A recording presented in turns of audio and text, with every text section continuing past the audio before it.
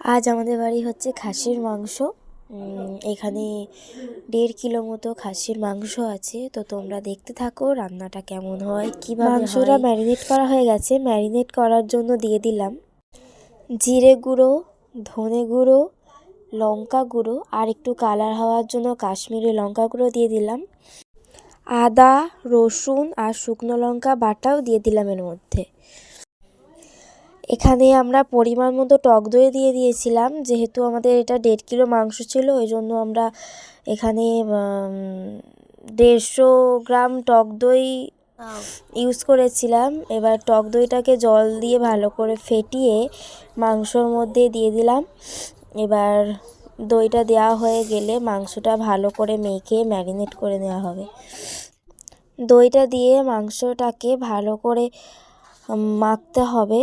মাখা হয়ে গেলে এটা 10 থেকে 15 মিনিট মতো ঢাকা দিয়ে রাখতে হবে।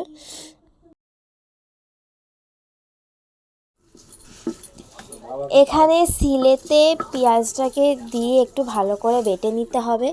আপনাদের যাদের বাড়িতে মিক্সি আছে তারা মিক্সিতেও করতে পারেন, কিন্তু শিলে বাটার একটা মিক্সিতে বাটার তো তফাতই আলাদা। ওই জন্য আমরা এখানে শিলেতেই বেটে নিয়েছিলাম। আর শিলেতে বাটা জিনিস যদি রান্নায় ইউজ করা হয় তার একটা টেস্টই আলাদা, সেটা আপনারা পারলে একবার ট্রাই করে দেখতে পারেন। এখানে পেঁয়াজটা বাটা হয়ে গেছে। এবার মাংসর মধ্যে পেঁয়াজটাকে দিয়ে আবার আরেকবারও ভালো করে ম্যারিনেট করে নিতে হবে মাংসটা। ম্যারিনেট করা হয়ে গেলে আবার 10 থেকে 15 মিনিটের জন্য আপনারা ঢাকা দিয়ে রেখে দেবেন, যাতে মাংসটা ভালোভাবে ম্যারিনেট হয়ে যায়। যত বেশি ভালো ম্যারিনেট হবে তত টেস্টটাও ভালো আসবে। ওই জন্য আপনারা যতক্ষণ পারেন ততক্ষণই মাংসটা ম্যারিনেট করে রেখে দেবেন। এখানে দিয়ে দিলাম তেজপাতা, দারচিনি, এলাচ আর লবঙ্গ, আর দিয়ে দিলাম কয়েক খোসা শুকনো লঙ্কা। মাংসর জন্য আলুটাকে এভাবে কেটে নিয়েছি। আপনারা চাইলে এর থেকে একটু ছোটও পিস করতে পারেন বা এর থেকে একটু বড়ও পিস করতে পারেন। কড়াটা বসিয়ে দিলাম। একটু গরম হয়ে গেলেই কড়ার মধ্যে দিয়ে দিলাম তেল। পরিমাণ মতো তেল দিয়ে দিলাম। তেলটা একটু গরম হয়ে এলে এর মধ্যে সব আলুগুলো দেওয়া হয়ে গেলে ভালো করে নেড়ে নিতে হবে। যতক্ষণ না আলুটা ভাজা ভাজা হয়ে যাচ্ছে ততক্ষণ ধরে নাড়তে হবে। একটু কালার হওয়ার জন্য আলুটার ওপর দিয়ে দিলাম হলুদ গুঁড়ো পরিমাণ মতো। হলুদ গুঁড়ো দিয়ে দেওয়ার পর আবার একটু ভালো করে নেড়ে নিতে হবে।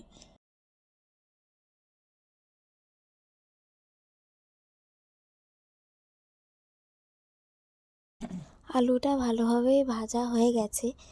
এবার আলুগুলো তুলে নিচ্ছি আমি।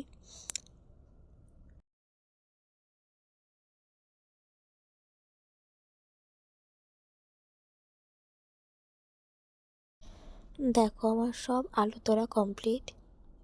ওই আলু ভাজার তেলেতেই পরিমাণ মতো চিনি দিয়ে দিলাম যাতে টেস্টটা ভালো হয়। তারপর দিয়ে দিলাম দারচিনি, লবঙ্গ, এলাচ এবং 2 খোসা শুকনো লঙ্কা। আপনারা যদি ঝাল খান তাহলে আপনারা বেশি দিতে পারেন। দিয়ে দিলাম তেজপাতা। এবার ওইগুলো একটু ভাজা ভাজা হয়ে গেলে দিয়ে দিলাম পেঁয়াজ কুচি।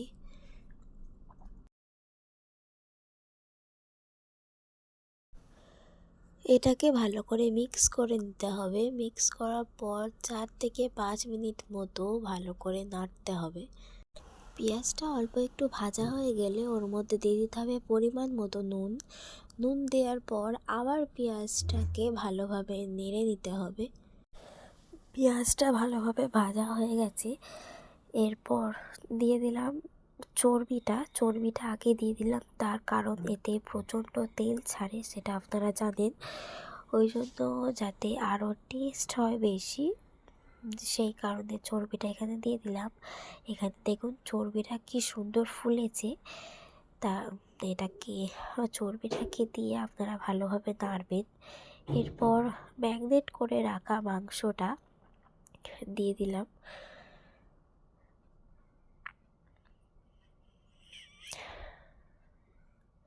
এখানে ম্যাগনেট করে রাখা মাংসটা ভালোভাবে নেড়ে দিতে হবে যাতে নিচে বসে না যায়। সেই জন্য আপনারা একটু দেখবেন তা যাতে ভালোভাবে নাড়া যায়।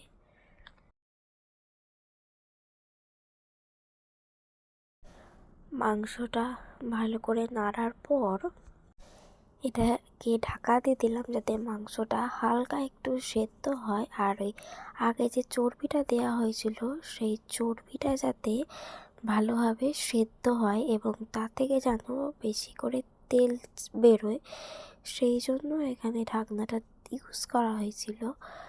দিয়ে ঢাকনাটা খুলে দেওয়ার পর মাংসটা আরেকবার ভালোভাবে নেড়ে নেবেন। দেখুন এখানে মোটামুটি ভালোই তেল ছেড়ে গেছে।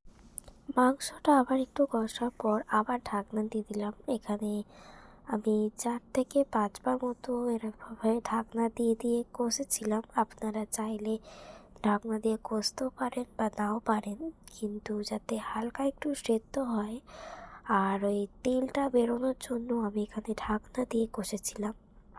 এবার ঢাকনাটাকে খুলে দিয়ে আবার ভালোভাবে মাংসটাকে নাড়বেন। ঢাকা দিয়ে মাংসটা কষতে কষতে কিন্তু মাংসটাতে অনেকটা তেল বেরিয়ে গেছে, আপনারা দেখতেই পাচ্ছেন। মাংসটা একটু কষা হয়ে গেলে ওর মধ্যে দিয়ে দিলাম ভেজে রাখা আলুগুলো।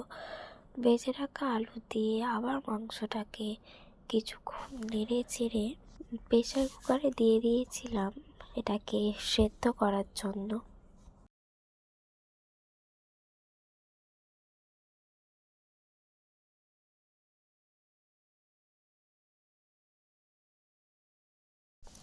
মাংসটা প্রেসার কুকারে দেওয়া হয়ে গেছে, এবার এটাকে ঢাকা দিয়ে সেদ্ধ করতে দেব।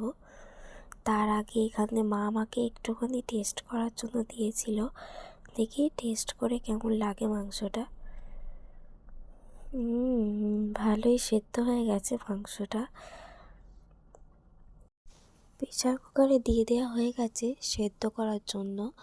এখানে আমি 3টে থেকে 4টে মতো সিটি দিয়ে দেবো, দিয়ে তারপরে নামিয়ে ফেলবো। আপনারা চাইলে তারও 2-3টে বেশি দিতে পারেন বা সেমই দিতে পারেন, সেটা আপনাদের ব্যাপার। কিন্তু আমি এখানে যেহেতু তখন ঢাকা দিয়ে দিয়ে সেদ্ধ করেছিলাম, ওই জন্য আমি এখানে বেশি সিটি দিইনি। এবার দেখুন এখানে 4-5টা সিটির পরে আমি নামিয়ে ফেলেছিলাম। মাংসটা ভালোভাবেই সেদ্ধ হয়ে গেছে। এক এক করে মাংসটা ঢেলে দিচ্ছি এখানে।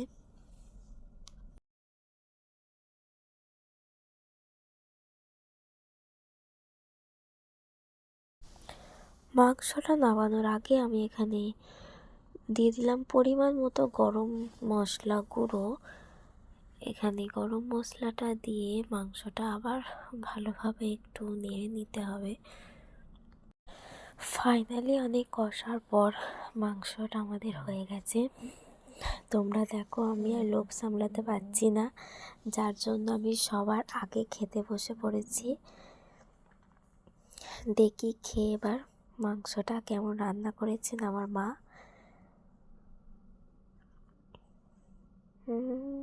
ভালোই হয়েছে।